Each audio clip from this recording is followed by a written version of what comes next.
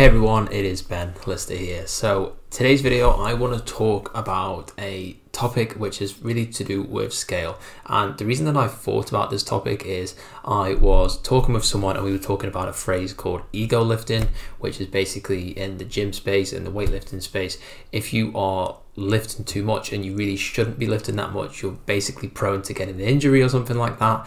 And it really happens when people think that they're stronger than they are, they can take on more than they can, and they actually end up injuring themselves and actually harming their muscle development and their lifting abilities by doing this. And this relates to the remodeling space and really the business space, is because I see a lot of business owners that really do this in terms of business. They take on too much, they take on too many customers, and there's a lot of problems that come with that. So this is really important because it's a common mistake that I see. It's something that people kind of fall into this trap of. They think that more customers is going to be more money, more profitability, but if you don't do it in the right way, it can be the actual opposite of that, and you can actually lose a lot of money and lose a little longevity to your business. So if you don't know who I am, my name is Ben Lister, and I work with remodeling, construction, general contractors, interior designers, and I help those to crack the code of marketing so that they have an excess of customers available to them. So like I said, ego lifting or scaling too fast is when you put too much on your plate and you can't grow enough quick enough so that you can actually handle the workload and the output.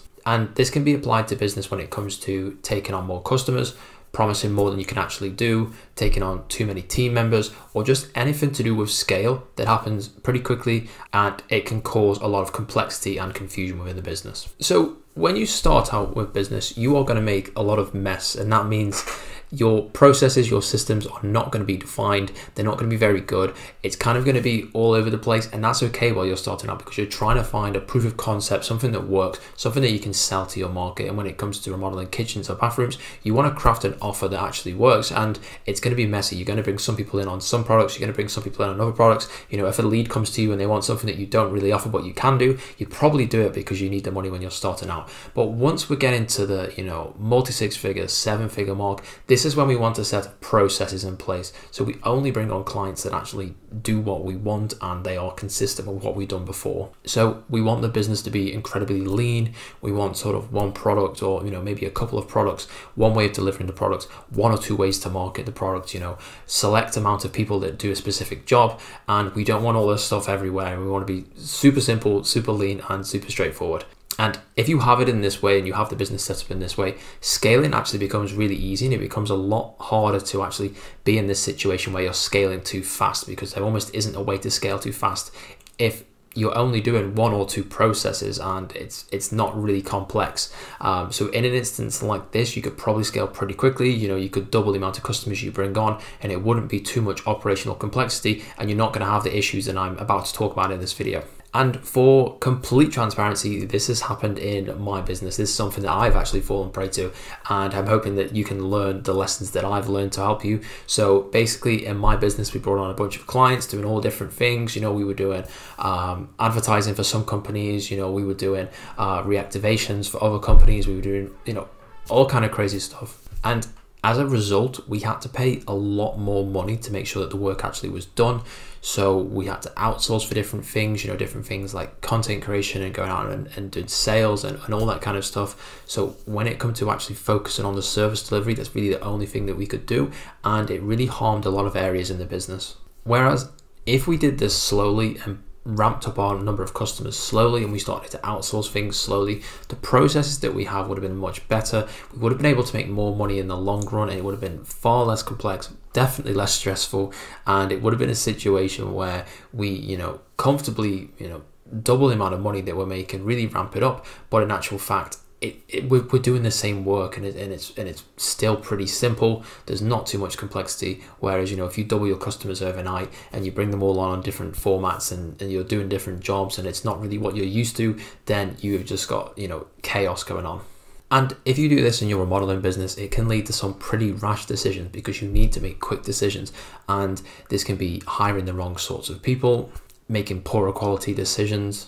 And even sometimes it can lead to you becoming out of your depth, in the sense that you start focusing on tasks that are not what you're used to. So instead of going on and, handling a small sales team and, doing bits of service delivery and things like that, now you're operating from a really macro scale, and you're focusing on topics in such a wider sense. So instead of managing, you know, 1 or 2 salespeople, now you're managing a whole team, and that's a completely different ball game, you know, and you're not really used to these tasks. So instead of getting used to them, you're really going head on. You have all of these customers to deal with, you've got a whole bunch of new tasks to deal with, you know, you're basically doing a new role at this point, and you haven't got the time to settle into that role and to pick things up and to learn. And, you know, bringing on that amount of customers and really scaling the business can just take time to get used to. And I'm a big believer in running your business on metrics and data and making sure you have the right information in order to make the right decisions. And one idea in, you know, data and metrics and statistics thinking is that if a data presents itself to be, you know, one kind of way, if you have a conclusion that's been brought out from the data, you need, you know, a substantial amount of data in order for that to be correct. So you need time. And ideally, if you are scaling the business too much, you want to have that time. You want to have that time to actually think about it so that you can make those decisions. And if not, if you are making quick decisions around data, then you're making poor quality decisions, and that is really how the business suffers. So you're not able to make high quality decisions. In actual fact, you're going to be making decisions off a little bit of guesswork.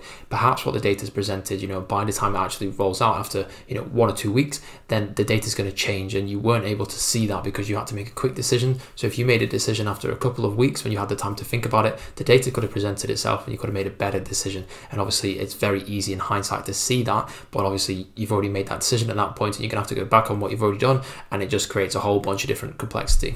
And it also means that scaling too quickly, which is possibly the worst thing that can happen, is that you negatively impact the customer experience. So the service that you give to the customer is not as good as it could have been, and it's definitely less than it would be.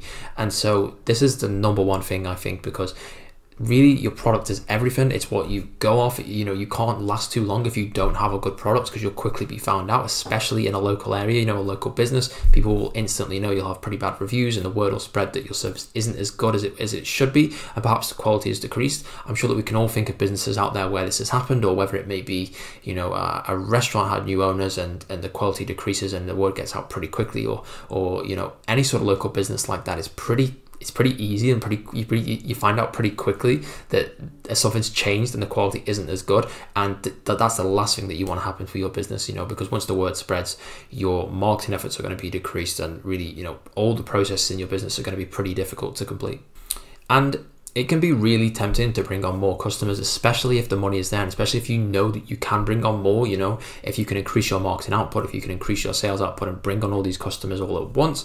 But understanding that that's actually one of the worst things that you can do, and doing it slowly, you know, bringing up your customer amount month by month rather than doubling it overnight, is the best thing that you can do, both in terms of profitability and in terms of longevity for the business, which sounds counterintuitive because obviously, you know, doubling the amount of customers instantly, you'd think that's going to make you a lot of money, but actually it can harm your profit margins. You know, you've got to spend more, you've got to do more, and you know, if the product quality decreases as well, your service quality decreases, then ultimately your profitability over time is really going to decrease.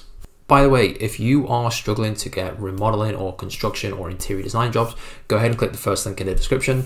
Don't worry, it's not some, you know, super expensive course or some free training or anything like that. It's just a video of me describing how my company can help you to solve this problem.